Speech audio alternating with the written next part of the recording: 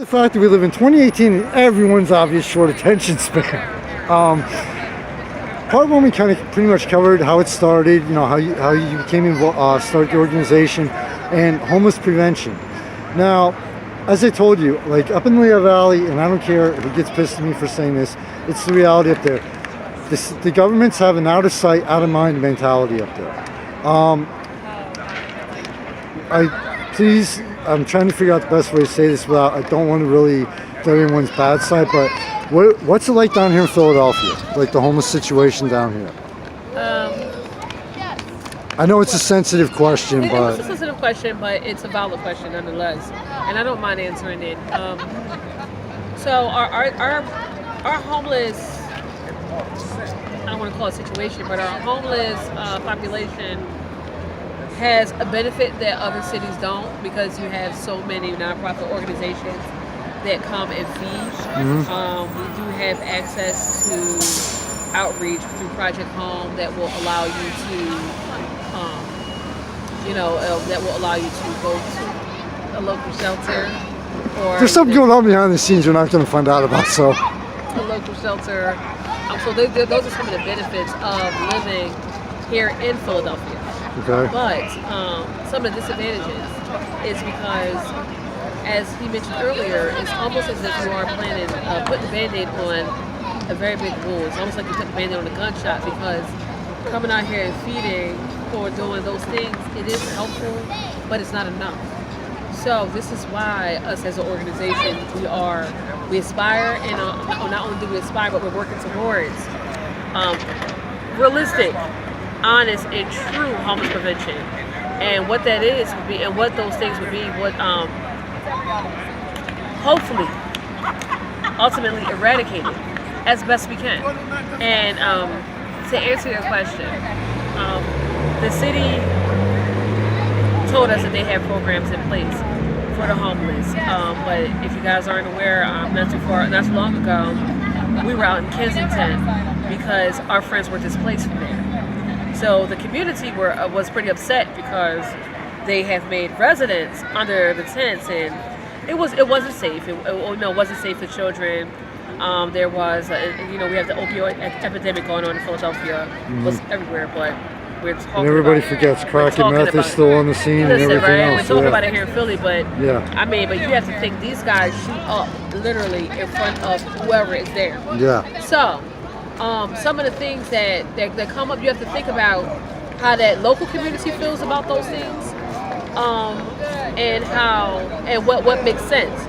And at that particular time, they were all being displaced and moved from there, but there was no realistic plan for them to have somewhere to go.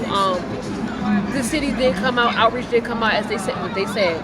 They came out every day to offer them beds in a local shelter, which is okay. But if they are addicted, then going to a local shelter solves nothing if there is no recovery services in place. Right. If they are mental health and there are no mental health services in place, then being in a shelter just means that you have a place to stay. Right. But the problem is still there. So I think that the city does okay compared to what we see in other cities, but we're certainly not doing enough. Okay. And that's us included, us as nonprofits. None of us are doing enough. And if we were to collaborate, and so many of us, we were all to collaborate, come together, join forces to really solve this problem, then... In other words, it's almost like every organization is going in a different direction right now. We're all going in different directions. We all serve on different days. Some organizations, I believe, some of them are competing against one another. There is no competition. There's one goal. And one goal is to make sure that our friends out here are okay. If they're not okay, then I'm not okay. Okay. Right? So, now, from your own experience, now, I told you I promised I would do this. I really have to stress something. The first time I came down here to do the article was what, January or early February, I think? It was January. Yeah, I know it was cold outside. And it literally floored me that the amount of people that came out here to volunteer, and it was like 20 some degrees, and you told me 2 weeks before we had that -degree wind chill, and I think someone told me there was at least like 100 people, volunteers out here. The fact that the people come out here, this is a gorgeous summer night.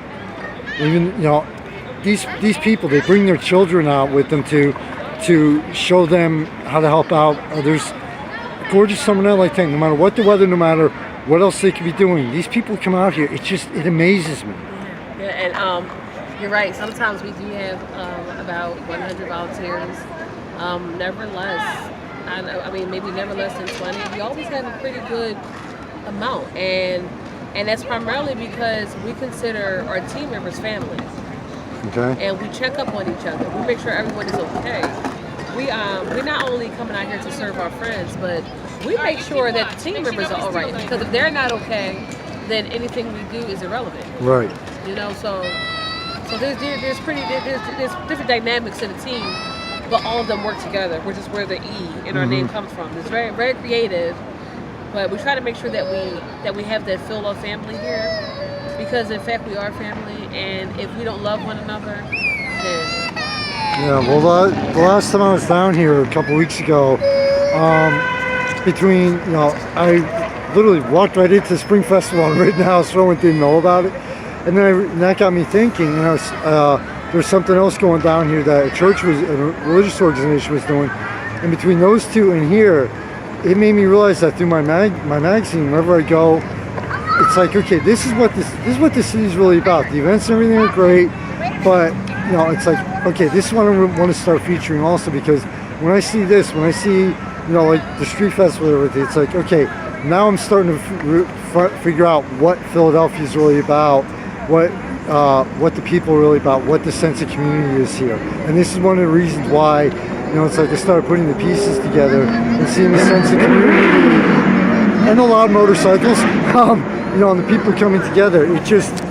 Am I correct in that though? It gives people a true sense of what, like, Philadelphia and the resident, and the community is really about. Am I right or wrong? Oh, you're absolutely right. And like I said, Philadelphia is beautiful. It's just, we have so many elements that just make us one great and one successful entity. Sorry, this is no problem.